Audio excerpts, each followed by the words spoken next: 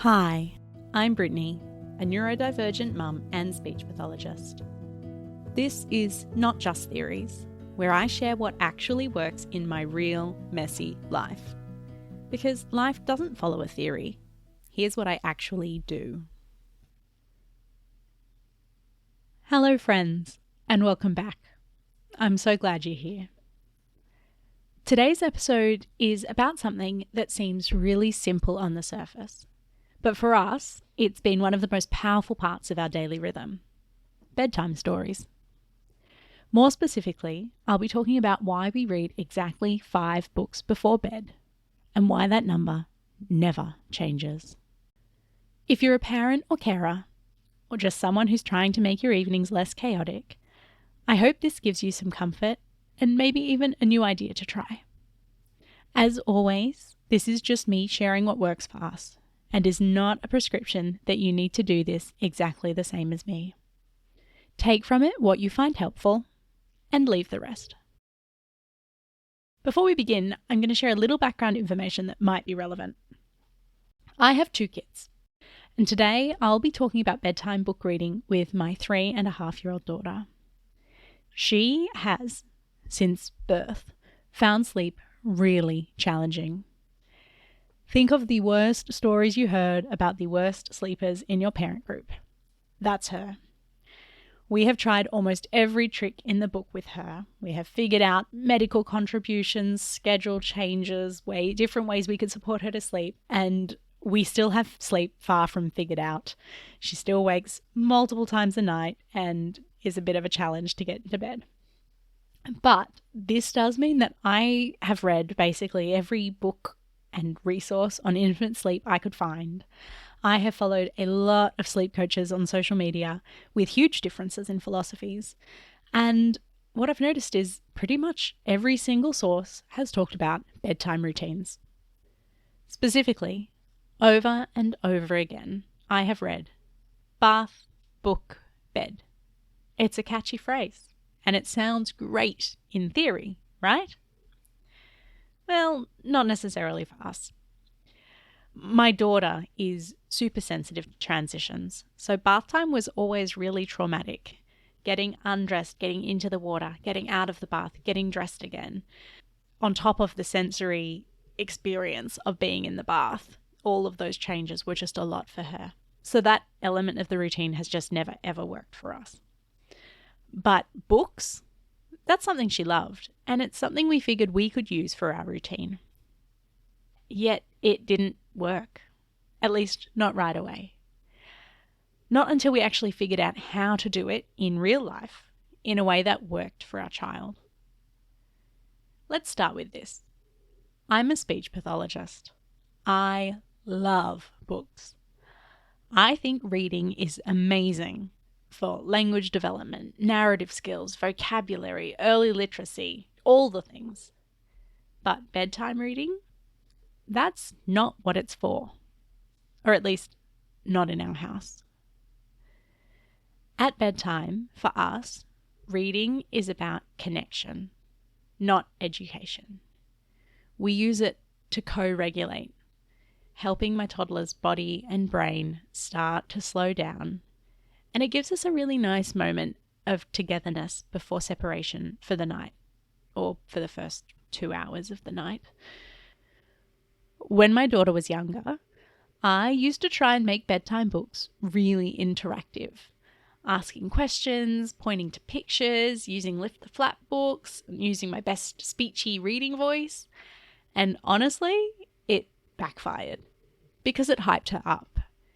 It made her want to talk more and ask more questions, which was beautiful, but completely the opposite of what her little nervous system needed before sleep.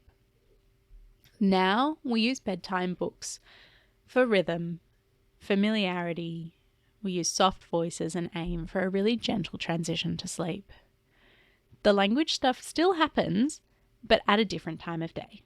And I will do a future episode on that kind of reading too. So, why did we settle on 5 books? Because my daughter, like many toddlers, and like me, honestly, thrives on predictability. Sleep has been a challenge for her from day one. She finds it hard to wind down. Her brain stays active even when her body is tired. So we learned pretty early on that consistency helps. 5 books became something that she could count on, no matter how the day had gone, as being a signal. This is what happens before sleep. This is what helps my brain know it's safe to let go. 5 books might sound like a lot. We chose that number just because we could do a really clear countdown on just one hand. We started this routine while she was still young and getting the hang of counting, so she really needed that visual support to understand the numbers.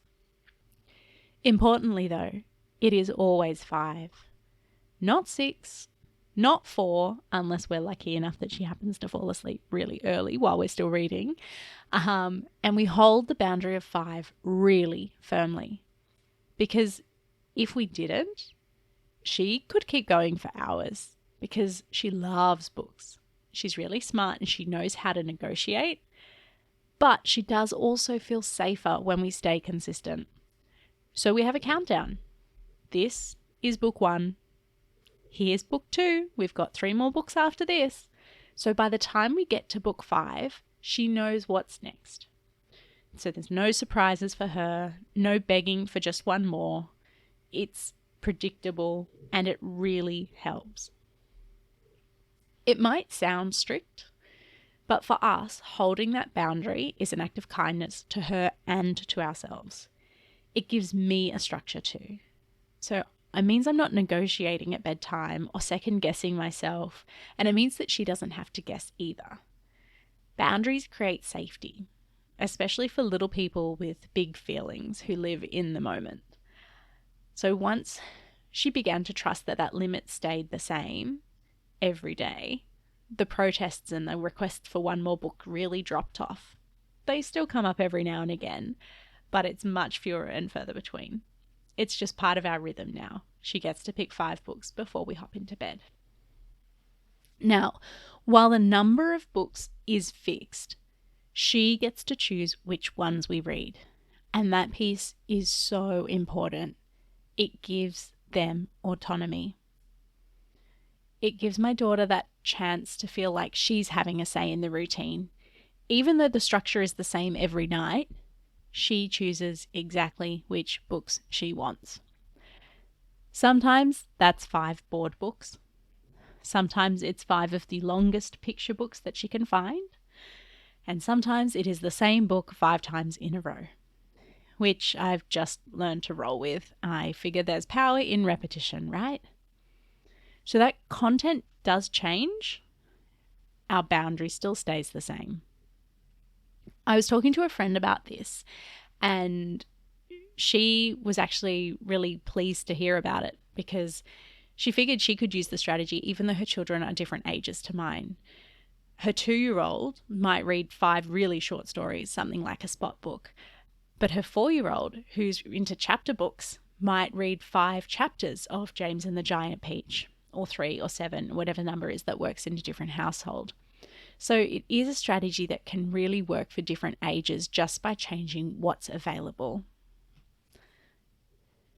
In addition to having that rule about 5 stories, the other really helpful thing that we've discovered about bedtime story reading is how the energy of our own reading can affect the efficacy of it as part of our bedtime routine. So we use our energy to shift as we move through the 5 books. Book 1 is often a bit silly or high energy, and that's okay because that's the mood my daughter's in when we hop into bed. She's still full of beans, lots of things to say, and it's okay. Book 1 is a bit more interactive, but as we keep reading, as we get through books 2, 3, 4, and then 5, I shift my tone. My voice slows down. I drop any character voices. I read a little more monotonously. I pause more and for longer. I soften my breathing. It's like we're slowly walking down a set of stairs together.